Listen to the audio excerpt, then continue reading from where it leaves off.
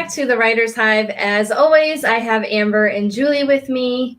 This is a bi-weekly show where we attempt to demystify the writing and publishing process in order to create a writer's hive mind. So today we're talking about reading like a writer. So the questions that we are asking the group is, how do you read differently as a writer than an enjoyment reader? And what can you do while reading besides consuming good stories that makes you a better writer? Julie, do you want to kick us off? Absolutely. So I definitely read different as a writer than I do an enjoyment reader. And I don't think that's a bad thing. I know that the connotation of being really serious, even in the booktube world, right? Like being a critical reader when you're reviewing and things like that. There's a lot of different ways that you can read. But I think that as a writer, one of the best things that you can do for yourself is to read like a writer, which means that while I'm reading, I'm paying attention to all of the things that stand out to me. I never want to be a direct mimic of other authors, but I do want to take what I love about them and implement it into my writing. So I'm paying attention to the way that they craft dialogue, to the way that they build their worlds, to their sentence structures, to their cliffhanger endings on chapters. Like, what about that book made me want to keep turning the page? What about that book made me want to put it down and not really care if I picked it back up again? Those are all things that as a writer, I want to be paying extra close attention to, because I want to know what to and what not to do and what connects with me. I'll also look at the other reviews on books that I really, really love to see what didn't work for some people or what also worked for other people, and kind of get a baseline for really popular books of what people really loved.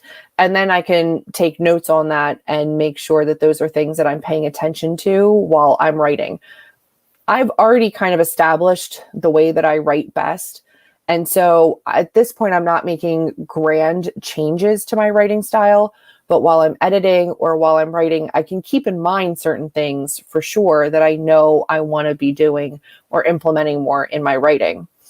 So one of the things that I think you can do while you're reading that can be very beneficial to you in the long run is not necessarily note-taking, but writing reviews. And whether you post your reviews publicly, which is a whole other topic for authors, I think having them for yourself is really beneficial. So in my books, first of all, I tab and I annotate. So when a line really stands out to me, I annotate it. When a character development or plot development really stands out to me, I annotate it so that I can go back to each of my 5-star favorite books and see exactly what was incredibly impactful for me as a reader. And then I can take stock of all of that, compile it, and figure out exactly what stands out for me. And then in all of my books, I do a little rundown. So I have a personal star rating, but I also have stunning world building, magic and myth building. I have, ever-present focus on characters questioning, the system. I have all of these things that I really loved in the book that I can then go back to and be like, okay, these are the things that stood out at the end of the reading experience.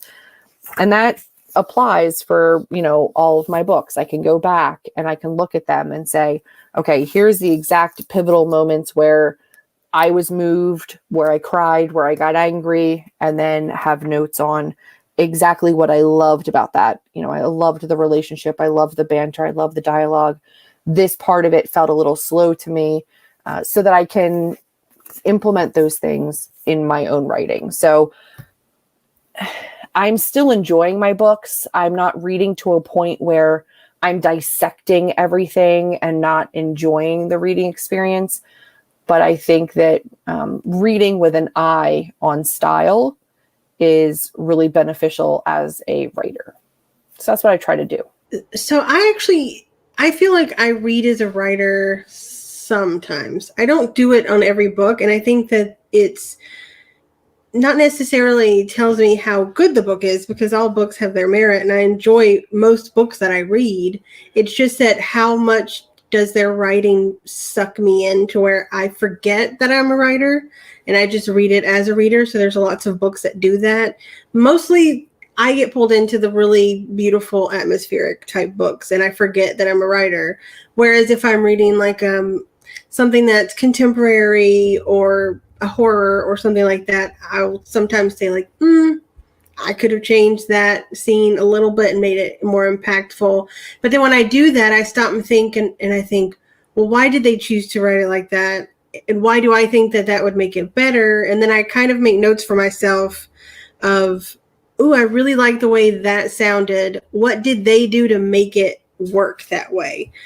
And I just remember that when I write going forward. I don't feel like I read as a writer that often. I do usually still read for enjoyment and just lose myself in other people's stories, which is great. But I think the best way to read for writing is just to read craft books and read, books about the craft, and more specifically books that are specific to what you want in your craft. So if you want to have romance that pops, read all of the like Romance for Dummies and read Romancing the Beat and all these things that you really understand how romance works, or there's specific ones out there for horror or for thrillers, etc., or just overall ones, whatever you feel like helps you. But as far as fiction, I don't read that much as a writer, not nearly as much as I think Julie does. More recently for me, at least like in the past year, I've read a lot of nonfiction. So that's really where I feel my strength is when I read like a writer. I'm not necessarily reading all craft books, but I am reading about business and things like that. I've been lacking in reading fiction. And prior to that, I really never made a point to write down anything or highlight or annotate or tab anything. I do have those books that really stick with me and specific ones that will inspire me. So I'll take, an atmospheric setting that I really loved in one book, and I'll try. And once I feel that, I'm like, oh, I'd love to write a book that would have something like that in it. I do sometimes look at, it's more of things that I don't like. So like the nitpicky things that just the way that certain sentences are structured or certain dialogue, that is a way to show myself like, maybe, I would never do that. So I make sure to like keep that in the back of my mind. When it comes to nonfiction though, how I read, I tend to highlight and take notes a lot. And the way that I sort of implement, or the way that I input that information, is by outputting. So I will make a point to, if I read on my Kindle, I usually read nonfiction on my Kindle because it's so easy to export all of my notes into a document. And then I usually have, at least in the past, been using it for YouTube videos, for my research. And also the nonfiction book that I'm publishing later this year, it's similar to that. So I gather all the information and then I write about it.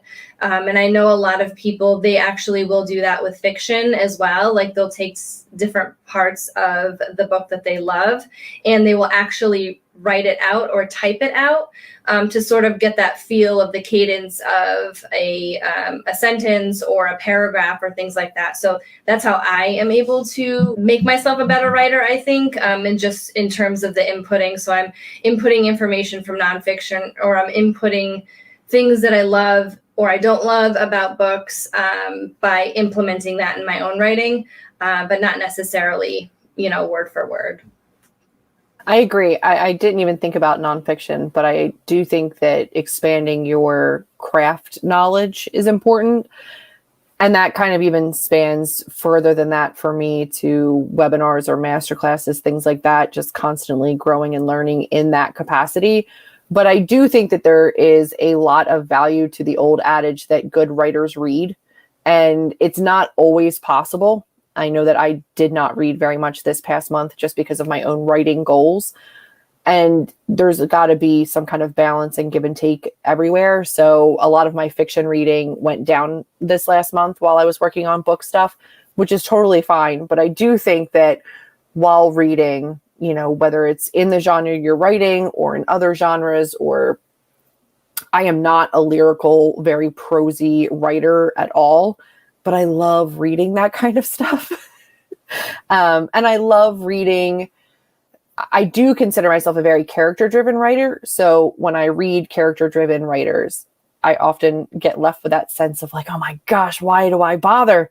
Like I read a Bachman and then I just want to crawl in a hole and give up because like I will never be him.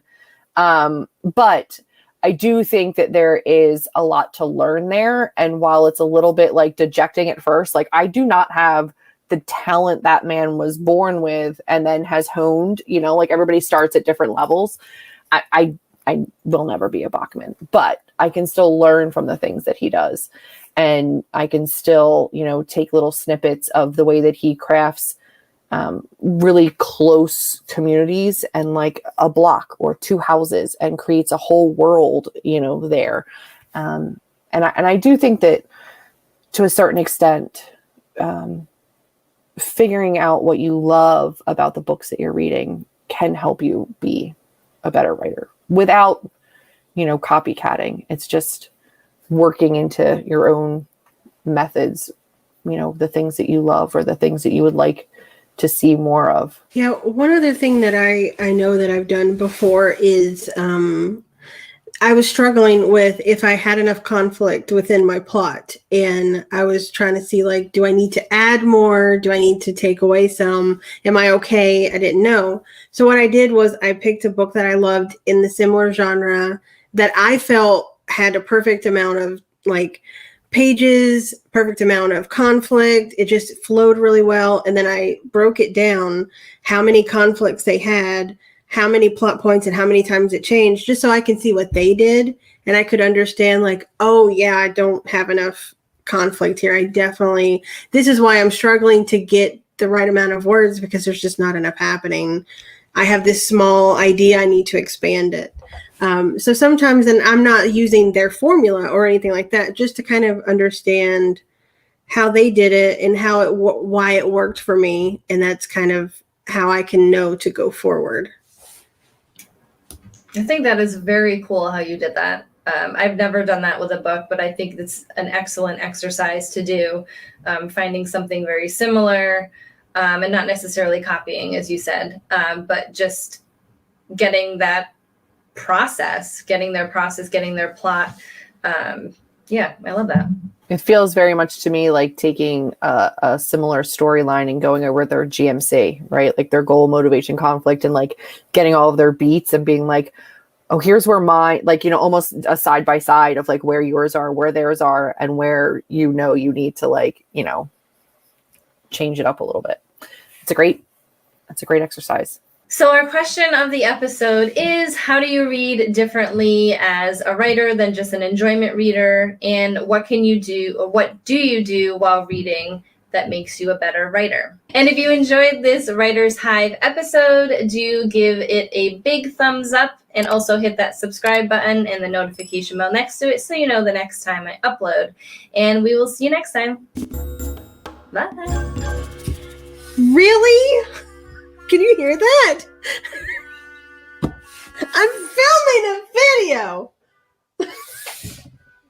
Honk, honk, honk.